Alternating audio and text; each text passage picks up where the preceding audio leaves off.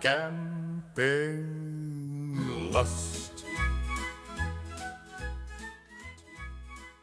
Herzlich willkommen zu einer neuen Folge von Campinglust TV. Ich bin der Marvin und für euch hier auf der CMT in Stuttgart 2025. Ich nehme euch heute mit zu Vagabond Vans, einem richtig tollen Konzept. Hier geht es nicht darum, einfach einen Van zu haben, sondern wirklich euer Traum vom Van umzusetzen und zwar in höchster Qualität. Aber mehr dazu wird euch der Andreas von Vagabond Vans erzählen. Hallo Andi, vielen Dank für deine Vorstellung. Ja, sehr gerne.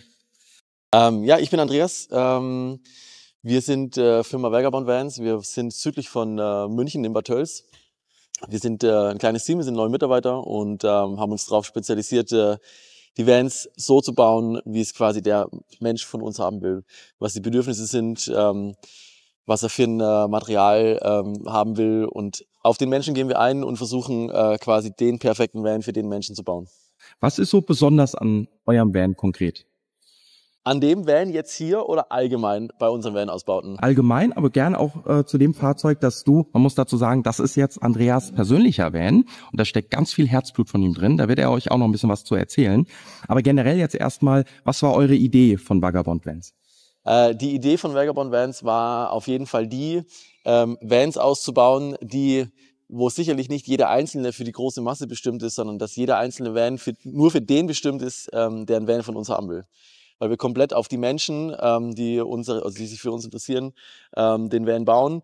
Und das fängt an mit dem Kennenlernen. Ich will wissen, wo die Leute wohnen, wie sie wohnen. Ich will wissen, was sie arbeiten, wohin sie fahren. Wenn sie nicht so weit wegkommen, dann kommt es auch vor, dass ich bei denen zu Hause sitze auf einem Espresso und unterhalte mich mit denen, was sie sich vorstellen. Die müssen mir Fotos schicken von ihren Lieblingsecken zu Hause, damit ich einfach auch den Eindruck bekommen kann, wie wohnen die. Und letztendlich wollen sie das ja nicht, auf das wollen sie unterwegs nicht verzichten. Und das macht uns, glaube ich, schon aus, dass wir darauf sehr, sehr viel Wert legen, dass wir das so umsetzen dann.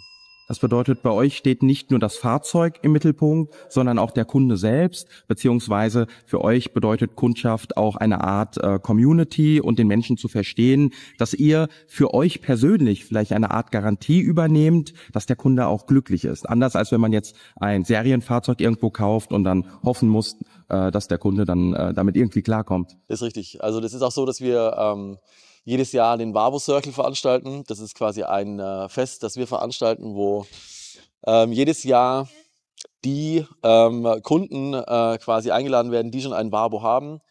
Das findet jedes Jahr woanders statt. Das hat jedes Jahr ein anderes Motto. Und das ist immer ganz schön für die Kunden, um sich darüber unterhalten, wo sie waren, was sie erlebt haben.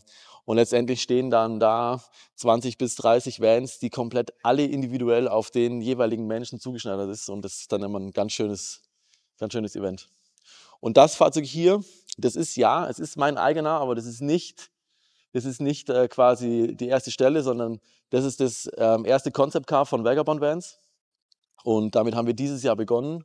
Und es wird jetzt so sein, dass wir jedes Jahr ein Concept Car ausbauen. Und weil wir nicht wollten, dass es einfach Vabo Vision 1, 2, 3, 4, 5 heißt, sondern wir wollten dem Ganzen nochmal ein Konzept geben. Und deswegen wird jeder Vabo Vision jedes Jahr ein Konzept sein nach einer Stadt. Und dieses Mal ist es der Vabo Vision Kopenhagen und der Van hier ist quasi die Interpretation von Dänemark, Kopenhagen in den Van verbaut. Auch der ganze Messestand hat dieses Konzept. Wir wollen mit diesen Konzepten immer Kooperationspartner mit reinholen, wie zum Beispiel Louis Paulsen oder Lemmo Bikes, die einfach für diesen Van den gleichen Markenwert haben, die er eben ausstrahlen soll. Ihr habt ja eine sehr elegante und, sage ich jetzt mal, nicht auf dem Markt übliche Designsprache. Kann eure Kundschaft auch andere Farben wählen, eine andere Designsprache oder legt ihr einen sehr großen Wert drauf, dass man diesen Wiedererkennungswert eines Vagabond Vans dann... Also das ist natürlich irgendwie so bei uns, wenn ein Mensch zu uns kommt, wenn der auf uns aufmerksam wird, dann hat der sich ja in unsere Designsprache verliebt. Und das ist der Grund, warum er ja im ersten Moment zu uns kommt. Das heißt, das Design, die Materialeigenschaften, die Sichtachsen, die Proportionen, die sind bei jedem Van gleich. Aber das Layout ist natürlich so, wie es der Kunde haben will. Aber ich habe noch nie jemanden erlebt, ihr seid Individualausbauer, aber ich mag euer Design nicht, beziehungsweise ich stelle es mir anders vor. Mhm. So, jetzt haben wir hier außen ja einige Anbauteile. Ja. ich habe jetzt, also zum Thema Designsprache, es ist wunderschön, die sind super verarbeitet, die Push-Racks. Ja. Also ich gehe mal davon aus, ihr veredelt die ja dann auch selbst. Wir haben die in Wagenfarbe gepulvert, weil letztendlich auch das Ziel war, ich meine, das spricht halt Kopenhagen und das spricht halt Dänemark. Es ist alles ein bisschen sehr reduziert, es ist alles ein bisschen Understatement. Und das wollten wir mit dem Fahrzeug außen halt auch rüberbringen. Und deswegen haben wir alle Anbauteile, die wir dran haben, in Wagenfarbe gepulvert, damit der eben nicht brachial und so dieses typische Offroad-Feeling quasi rüberbringt. Man muss jetzt auch dazu sagen, Understatement-mäßig, man sieht jetzt auch gar nicht so viele Klappen oder so draußen. Also gar nicht so viel, oder befinden sich die Klappen auf der anderen Seite? Nee, da gibt's auch keine Klappen. Auf der anderen Seite ist die Außensteckdose noch.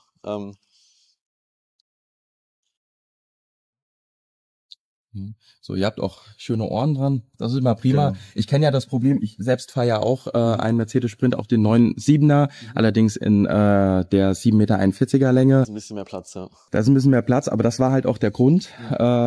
Ich hätte gerne Ohren gehabt, war mir aber noch nicht so ganz sicher. Also habe ich jetzt Einzelbetten drin. Okay. Möchten wir mal reingehen? Magst du in etwas zur Materialqualität und zur Auswahl der Materialien erzählen? Sehr, sehr gerne. Genau, also hier, es war natürlich, weil es ein Concept Car ist, war natürlich mein Ziel, das Layout ein bisschen anders zu gestalten, als man es vielleicht üblicherweise kennt. Ich habe ein bisschen rumprobiert. Letztendlich war das Ziel auch, ein Fahrzeug zu bauen, was für 4 Personen funktioniert. Weil ich persönlich auch 2 Kinder habe und deswegen war es mir wichtig, dass also Familien, also wenn ich an Dänemark denke, denke ich automatisch an Familien, weil die lieben Kinder, die haben überall großartige Spielplätze und deswegen war das für mich wichtig in dem Konzept. Und letztendlich ging es beim Innenlayout darum, dass wir, oder allgemein beim Aufbau, dass ich zum einen versucht habe, diese dänische Gemütlichkeit reinzubringen. Ich habe versucht, die dänische Architektur reinzubringen, die wirklich sehr besonders ist. Und von den Materialien her ist das schon das, was wir immer schon verwenden, nur ist es eine andere Kombination in dem Moment. Genau. Kann der Käufer sich bei euch auch andere Materialien aussuchen? Also wir haben ein riesiges Portfolio und letztendlich ist es aber so, dass ich hier den Menschen kennenlerne und wir kommen gemeinsam drauf, was für ein Material für den Menschen das Passende ist. Und dann gehe ich nochmal auf die Suche, beziehungsweise wenn wir es nicht haben, auf die Suche gehen und dann entsteht es.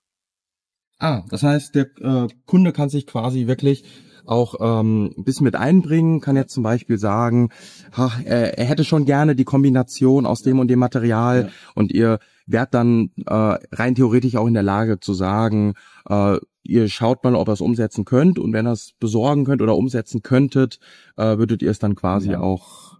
Ich meine, es kommt jetzt, wenn jetzt jemand kommen würde und sagt, ich hätte gern ein Plastikfurnier, was aussieht wie ein Holz, dann werden wir es nicht machen. Aber soweit, also da ist der Anspruch auch, also ich glaube, soweit kommt es gar nicht in dem Moment. Also weil die Leute, die auf uns aufmerksam werden, die finden ja gerade das Material, das wir verbauen oder die Auswahl schön und gut und schätzen es auch, dass alles quasi echt Holz ist. Deswegen, ja, genau. Prima. Super. Andreas, vielen, vielen Dank für die Vorstellung, und ja, vielen Dank, dass ihr auch wieder bei einer neuen Folge von Campinglust TV dabei wart. Ich bin der Marvin und heute für euch hier auf der CMT 2025 in Stuttgart. Bis zum nächsten Mal. Euer Marvin. Tschüss.